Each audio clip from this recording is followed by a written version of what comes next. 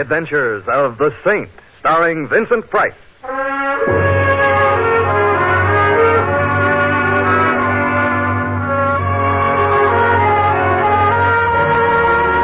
Saint, based on characters created by Leslie Charteris and known to millions from books, magazines, and motion pictures. The Robin Hood of modern crime now comes transcribed to radio, starring Hollywood's brilliant and talented actor Vincent Price as the Saint. What happened? What's wrong? Someone shot that man! It's murder! He's murdered!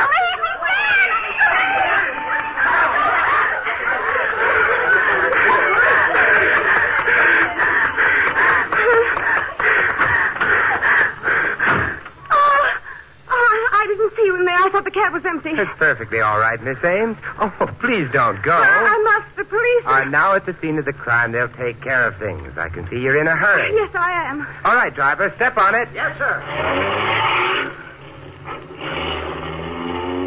Comfortable, Miss Ames? I don't know you, do I? An oversight on my part that can be easily remedied. I'm Simon Templar. Simon Templar? Yes. Oh, you're the Saint, aren't you? Sometimes I feel as though I had a neon sign on my forehead.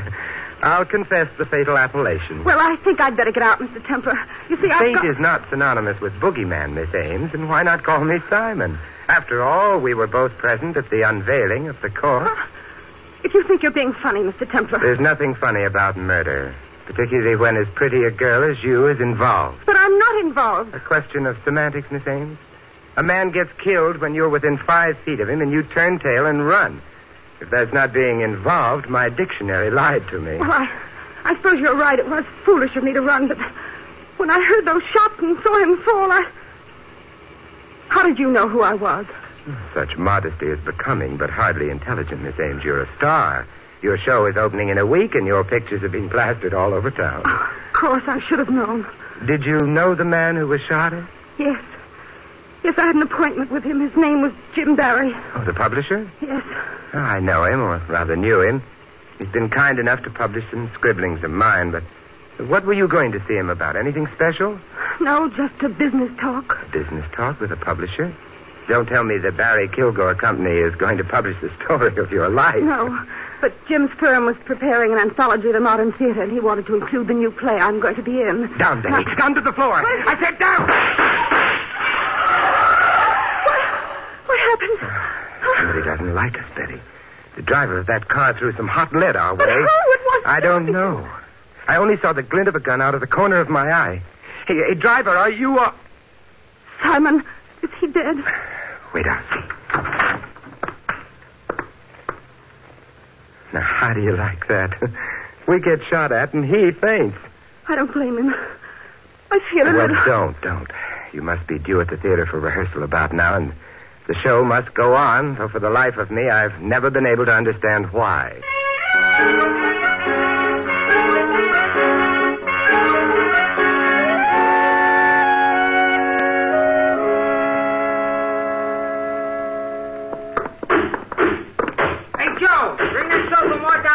Okay, Larry. Here's my dressing room, Simon. Oh. You go in and wait for me. I'd have you watch the rehearsal from the wings, but Larry Stevens, our stage manager, is superstitious about it. Okay, Betty, but your sanctified watchdog will be panting on your threshold till you get back. After what's happened, Simon, I'll be glad to know you're close by. See you later. Yeah. Oh, well, might as well wait inside. But really, Vera, I don't know what you mean. I think you do, Helen. Just remember what I told you about Jim Barry, and you'll be... Simon Templar. What in the world are you doing here? Hello. Now, that's what I call a quick switch. Vera Pangburn, lady novelist, gets stage struck. Or are you merely getting material for a novel about backstage? Oh, no. No theater novels for me, Simon. Oh, let me introduce Helen Trask. Helen, this is Simon Templar. How do you do, Mr. Templar? As well as might be expected under the circumstances, Miss Trask. I'm not too accustomed to entering one lovely lady's dressing room and finding 2 others awaiting me. Well, as a matter of fact, Helen and I were waiting for Jim Barry. We thought he was coming here with Betty. Jim Barry? Oh, he's your publisher, isn't he, Vera? Yes, and Helen's, too. Helen's his really latest discovery. She has a new novel coming out. Well, I'm afraid you're going to be disappointed, ladies. Barry's been unexpectedly detained. Oh, Oh, and I was so anxious to see you. Well, why not let me substitute? I'm very good at parlor tricks and small talk. And Your name, Templar? Yes, it has been for a number of years. I can remember way back when my parents... What's the big idea of keeping Miss Ames away from rehearsal? Oh, did I? Who are you? Oh, Stevens, the stage manager. That's right, and I'm also the guy who doesn't like stage door Johns. Now, there's something about the way you said that hurts me deeply.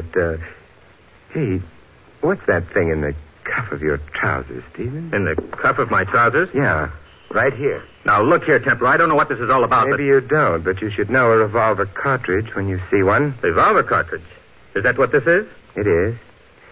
Where's Betty Ames? Why, in rehearsal, I had them start. And I presume there's a shooting scene in this play? Why, yes, toward the end of the first act, but I... You'll like me even less after this, but I'm stopping that rehearsal. You can't do that, Templar. If I don't, you'll have a dead star on your hand. Betty Ames, are you crazy? I hope so.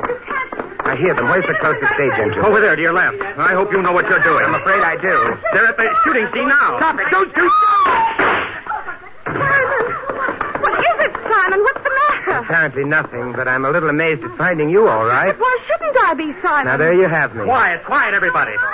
Templar, I've had enough of this nonsense. You've held up the rehearsal by keeping Betty away, and now you've broken up the end of the first act. Either you get out of this theater, or I'll have you thrown out. You know, Stevens, I must be super sensitive. Why else would I get the idea that you don't like me? No, don't answer. There's something I want to do first. Where's the gun your leading man fired just now, Betty? Oh, it's over there on the floor, just a prop gun with blank cartridges. Blank cartridges? So that's it. I've always wondered how people shot in plays had so many lives. You mind if I take a look? What's all the commotion about? Oh, hello, Mr. Kilgore. We've been having a little trouble with a fellow named Templar, but everything's under control Well, now. it better be. I've got quite an investment in the show, and the way it looks now, it'll flop before they get to the second Now, there's act. nothing for you to get excited about, Mr. Kilgore. I assure you Of that course, that's all in the way one looks at it, Stevens. And I suggest that you look at this gun. I see it, Templar. So what? So this. Break it open. Simon, those aren't blank cartridges. They're real. Real? But that's impossible. Perhaps you'd better take a second look. But why would anyone in this theater substitute real bullets for the blanks? Now, that is a puzzling question, Stevens. Of course, it couldn't possibly be that someone was interested in killing Betty Ames. Now, could it?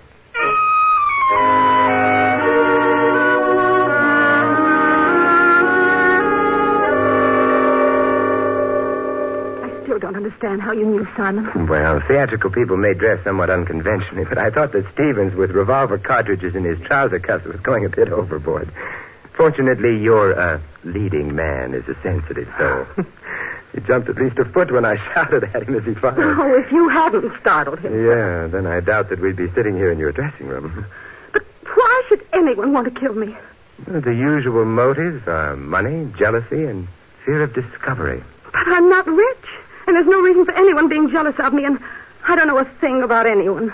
Are you certain of that, Betty? Of course I am. You were pretty much in evidence when Jim Barry was killed. But so were a dozen other people. Yeah, but perhaps they didn't see what you saw. I didn't see anything. At the killing, perhaps. But what about, well, a familiar face in the crowd, for example? Familiar face? No. Oh, wait a minute. Yes, I did see someone. And the eyes have it you saw the killer. Who was it? That's just it. I don't know. Let me remind you that a familiar face belongs to someone you know or have seen before. Yes, I know that, Simon, but I just caught a flash of the face, and I was thinking it looked familiar and was starting to identify it in my mind, and then the shots were fired and Jim Barry was killed, and then it was gone. I don't suppose you got a similar flash among the people in the theater tonight? No. Might have been any one of them or none of them. Hardly what I'd call an elucidating statement. Let's put this together. Barry was the publisher for Vera Pangburn and Helen Trask, and both of them were in the theater. Mm-hmm. Kilgore, who put up the money for the show, was Barry's partner in the publishing business, and he was in the theater. Stevens, the stage manager. Had that cartridge in his cuff. Yes, he did, didn't he? So where does that get us, Simon? Exactly nowhere. Well, as my old grandmother used to say, if at first you don't succeed, try checking up on the corpse. Come on, Betty. Let's go to the morgue.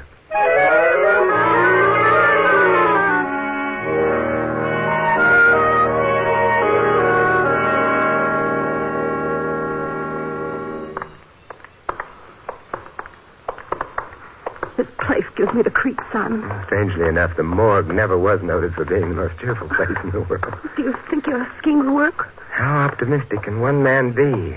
but it's worth a try. Looking for someone, Mr. Templar? Hello there, Duncan. How are things? Things? Oh, they're pretty dead around here. Pretty dead. Same jolly old soul, aren't you? Oh, I get my kicks, Mr. Templar. How peachy for you. Feel jolly enough to do me a favor? Favor? Yeah. Did you get an advanced case of rigor mortis in here sometime this evening? Fellow by the name of Barry? Barry? Yeah.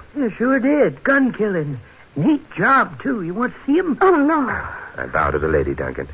But you know, I have a theory that every murdered man dies with exactly $11.63 in his pocket. You have? Mm-hmm. But how could that be, Mr. Templar? Let's look at his personal effects and see. Hey, Duncan? Personal effect? Yeah. Well, now, I ain't so sure I ought to. No, sir, can't. You know the rules. Oh, of course. I'm sorry I mentioned it. Yep. But Miss Ames was anxious to see if those opening night tickets to her new show, the ones in your name, that is, could possibly have been lost around here somewhere. Oh. $11.63, you say? Mm-hmm. Well, that's an interesting theory, Mr. Templar. And we can't block the progress of science, can we? No, indeed.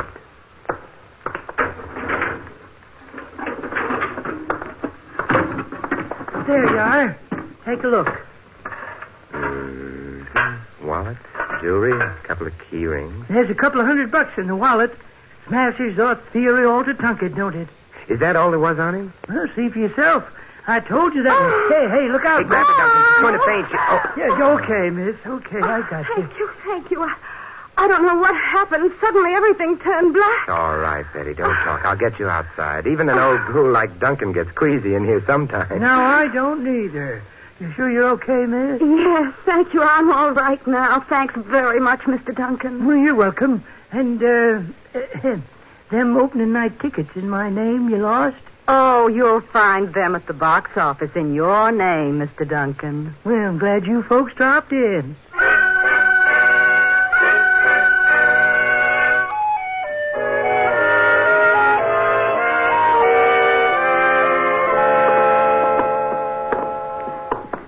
The first part of your scheme seemed to work all right, Simon. Well, I did get hold of Barry's keys, and thanks to the fainting act you staged, and very realistic it was, too. But there was little else of interest there. Then what goes on now? I might suggest that we halt right here in front of the office of Barry Kilgore and Company, publishers. Pick out a key that looks as though it fits the lock. Mm-hmm. And walk right in. There, you see what skill, perseverance, and some petty larceny can accomplish? Now, where's Jim Barry's office? Do you know? Oh, yes. Right over there. Uh-huh. Kilgore's the one next to it. There's the light switch on the wall. You'll never make an understudy to a sneak thief by talking about lights, Betty. My flashlight's enough. But I still don't understand what you expect to find up here, Simon. Neither do I, but I'm looking for motives. And what better place to find motives than in the dead man's private files? Mm-hmm. Let's start with this stuff on the desk. Well, those are only galley proofs of a book, Simon. So it would appear. What a fascinating title. My Heart's One Romance by Helen Trask. Oh, no. Talk about corn. No motive for murder there. I wonder. What do you mean? This inter-office memo clipped to it. Listen to this. For Pete's sake, Jim, stop publishing this kind of tripe before it ruins us. It's initialed K. K for Kilgore. What do you make of that, Simon? I think Kilgore didn't like the book. But if it's as bad as all that, why was Jim Barry publishing it? Maybe you better take another look at Helen Trask. Oh, you mean you think that Helen and Jim Barry I were... prefer to keep an open and clean mind about these things, Betty. But we do know Kilgore didn't like it. And Kilgore stands to get plenty now that Barry's dead. He becomes sole owner of the business. Simon, someone's coming to the outer office. That's very inconsiderate of him. But what if it's the police or Jim Barry's murderer? Those suggestions are very inconsiderate of you. What's he doing now, Simon? Not he. There are two people in the office. Are they coming in here? No, they've gone into Kilgore's office. Oh. They didn't turn on the light, so they must be familiar with the place. Remind me to complain to the owners of this building. They've made these walls so soundproof I can't even recognize the voices, let alone hear them. Yeah, we could hear those all right, couldn't we? I'll be right back. No, Simon, please.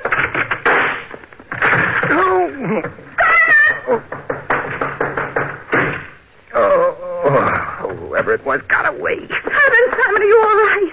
I'll get a doctor. You better make it a carpenter instead, Betty. Carpenter? Yeah, the shots missed, but I certainly smashed up that desk I ran into. Let's find the lights and see how much damage was done. That does it now. Simon!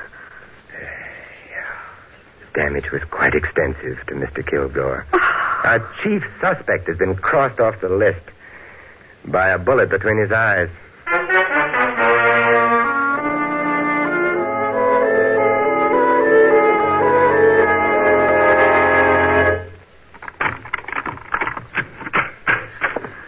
Well, at least you got me home safe and sound, Simon. After what's gone on today, I'm beginning to wonder how that happened.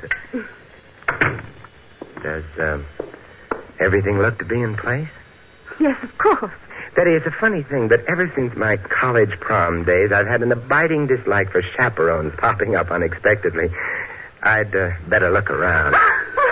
Look, don't let these modern inventions frighten you, Betty. The telephone is quite harmless. My nerves are... Sure. I'll answer it. Good. Hello? Betty, this is Vera Pangborn. Oh, yes, Vera. I want you to do me a favor, Betty. I think I know something about Jim Barry's death. Just a minute, Vera. Simon, it's Vera Pangborn. She says she thinks she knows something about the Barry killing. Well, don't be piggish about things. Split the receiver with me and let me listen, too. Vera? What do you mean? Well, I don't know just how to explain it, Betty, but... Get away from that window! Vera! What is it? No! Vera! Vera! Are you still there? Simon, those were shots.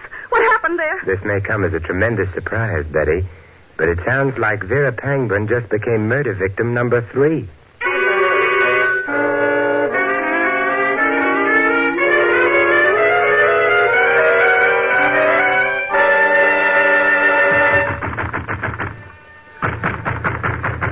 Vera doesn't answer, Simon. Well, if I must use brawn instead of brains...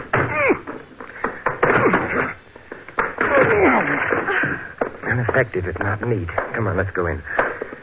Simon, there she is. Yeah. On the floor. Is she? She's luckier than Barry or Kilgore. Shot in the upper part of the arm. You better get some towels, Betty. I'll be right back, Simon. Good.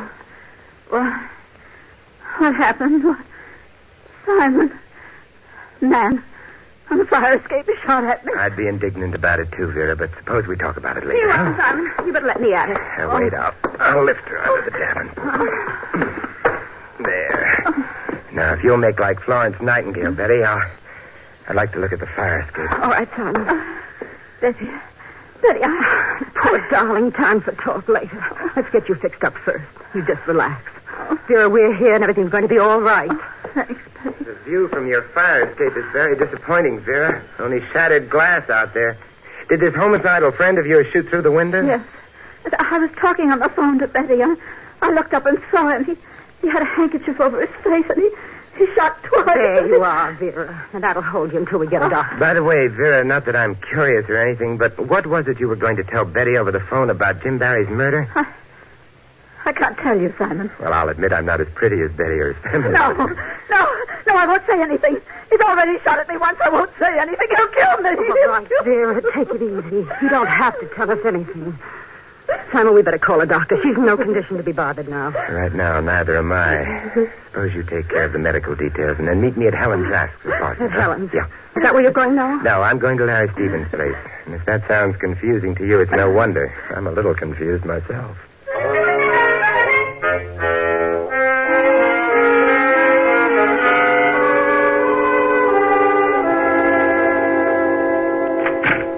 Yes? Hello, Stevens. You mind if I step inside? Templar, what in blazes are you doing here? I guess you do mind. Oh, well. I have an invitation for you, Stevens, to come calling on Helen Trask with me. Helen Trask? Mm-hmm. Why should I go to her place? Oh, I thought it would be sweet if we all chewed over a few explanations together. You'll get no explanations from me. Now get out, Templar. Okay, Stevens. But if you don't mind, I would like to leave you something first. Yes, what's that? This! You know something, Stevens? I think you're coming with me whether you want to or not.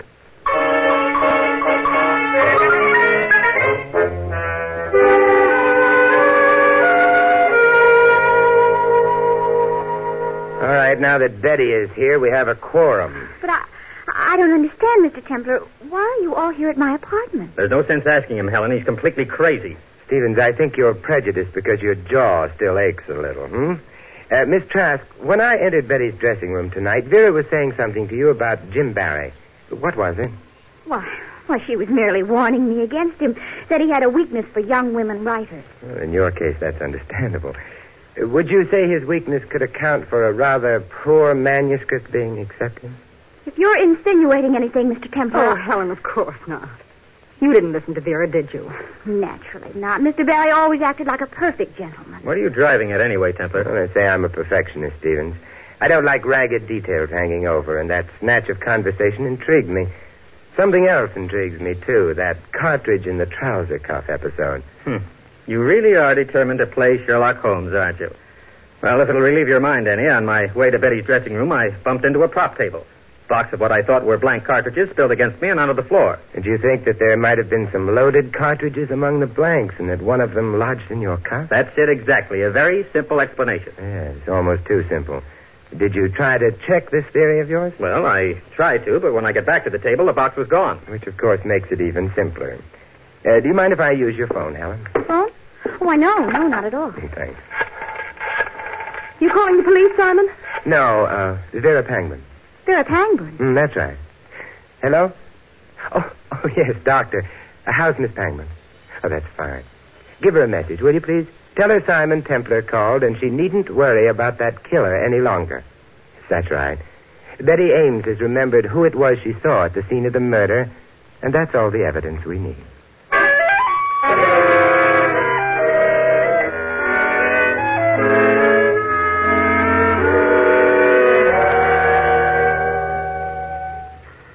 Simon, what is this all about? Beautiful here in the park, isn't it? You know very well that I haven't remembered the face I saw when Jim was killed. A brilliant moon, soft starlight, a perfect night for romance, and she talks about killing. Oh, please, Simon, please. What are we doing out here anyway? To take a cue from you, just killing time. And I think we've killed enough. Let's get going. Simon, for the last time, will you give me a direct answer? Where are we going? Oh, didn't I tell you, Betty? Why, I'm merely taking you home.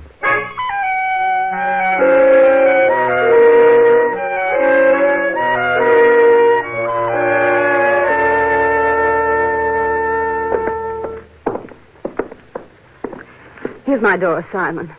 I can find my way in alone. Don't you think the least I can do is to search the apartment for you again? That won't be necessary, thank you. Good night. Well, at least allow me to turn the lights on for you. There, you satisfied? Now you can see for yourself that there's... Oh! Yes, I can see quite well. Hello, Vera. Up that door, Simon, quickly. I never argue with a lady, Vera, particularly when she's got a gun in her hand. That's better. I thought that phone call of yours might have been a trap, Simon, but I had to make sure. And now that you apparently have made sure, Vera? You and Betty are going to join the others. Simon! Tell me why you killed Jim Barry, Vera. Was he your husband? Pretty smart, aren't you, Simon? That's right. Jim was my husband. Yes, I thought so. Jealousy was the only motive I could figure for you. Every young woman who came along and thought she could write turned his head. That Helen Trask. A high school girl could write a better book than she did. But Jim Barry was going to divorce you and marry her, wasn't he? Yes. And now Jim's dead. And Kilgore's dead because he suspected me. And you're going to die, too. Right now. No, you don't. Give me that gun. She's going to shoot. She's going to... No, she isn't. Are you, Vera? No. No. Oh, Simon, I was so scared. You know something, Betty? So was I.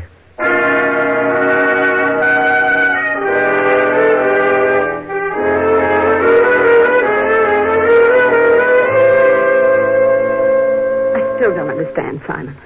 That business of Vera's being shot. Now, how did you know that she'd faked that? You know, Betty, that's one thing I always dislike about solving a murder. I have to explain things. But if you won't let well enough alone... No, Simon, I won't. All right. It was the glass on the fire escape.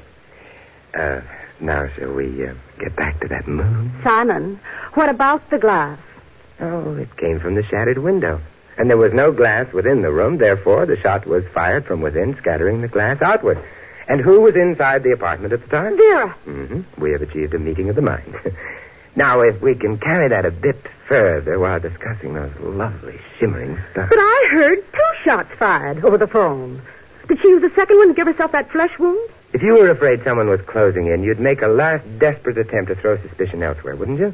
And she was the one who put the real bullets in the gun in the theater. Mm-hmm. And fired at me in the cab. But Simon, why me? Well, I hate to get repetitious, but remember those motives for murder I listed? Money, jealousy, and fear of discovery? Yeah, let's latch on to the last one. She was afraid you'd remember that it was her familiar face you saw in the crowd just before Jim Barry was killed. You satisfied now?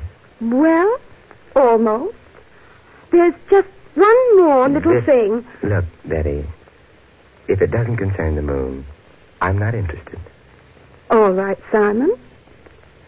Get interested.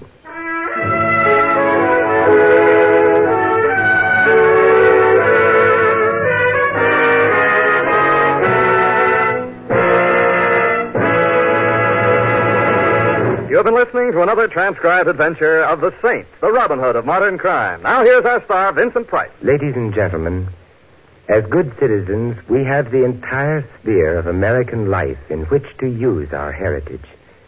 So let's make the affairs of our nation, state, and community our affairs. Remember that we all have a voice in them. Use that voice and use it well and often.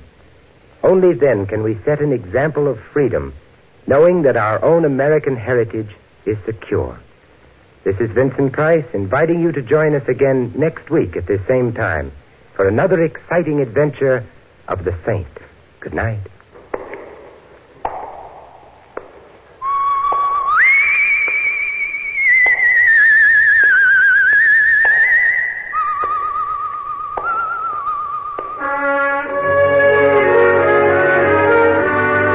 Tonight's script of The Saint was written by Sidney Marshall. Our cast included Francis Cheney, Barbara Eiler, Eleanor Audley, Frank Gerstle, Stanley Farrar, and Arthur Q. Bryan. Music was composed and conducted by Von Dexter. The Saint, based on characters created by Leslie Charteris, is a James L. Safier production and is directed by Helen Mack. Vincent Price is soon to be seen co-starring in RKO's production of His Kind of Woman. All you Saint fans will be glad to know that the Saint comic books are on sale at all newsstands. Your announcer is Don Stanley. Programs, get your programs here.